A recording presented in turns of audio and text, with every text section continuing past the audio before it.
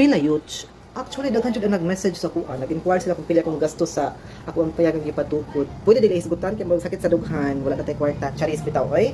Nindot ka na kay makita imong jud. So, kinami lang itana atong hisgutan. Pero dili na ko matigi-tigi kung pila jud ang amount nga napunta sa each materialis kay I lost record. So, ato lang siyang hisgutan, itibuok na to. So, first cash in hand nako is 50,000. Nakoy 50,000. Tapos ang kanang yuta nga ko ang gitukuran og 10 by 10 nga payag, ako na siyang gipalit og 30,000 for 100 square meter. Inigsuon nga presyo kay share man na siya sa kuang igsuon. So pagkabalo nila nga magtukod og payag, anaan ko nila nga tagal ka na mag 100 square meter for 30,000. So ning grab lang sad ko. Asa man ko ang share? Dugay rang nahalin namin gigamitan before. So nag-down payment ko og 15,000 sa yuta. So I had 50,000 minus 15 na ako'y 35,000 remaining amount. Mo na gipalit na ako og mga materials and labor. Unsa man ang mga materials?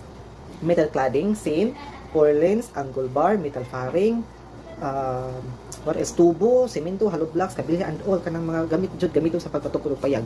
Mo na ako ang gipalit. Tapos labor. So ang 35,000 nga remaining amount hurot. So in total dahon lang ako ang 50,000. And then, I had another 21,000 in cash.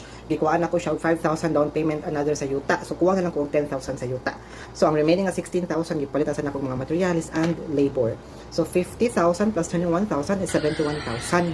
Maudjud na ang ako ang nagasto na. Nahurot nga amount. Wala na ilabot siya. Katambit ang tigi-tigi nga palit-palit niya. Ganang snacks and ako pa mapalit og ganang sudan usahay sa mga naghim sa payag. So a total of kung suma total jud 80,000, around 80,000 na jud ang nagasto nako. Wala na siya labot sa wala pa finishing ang balay, wala pa kesame, wala pa flooring, wala pa nahuman ang double walling, wala pa CR, wala pa kusina, wala pa ko nakapakonek og kuryente og tubig. So mao na siya, dako pa jud siya og kuwang. So the big question mark in here is napanguman ka na nakakuang payag. Hinahini lang ka ni kod yot.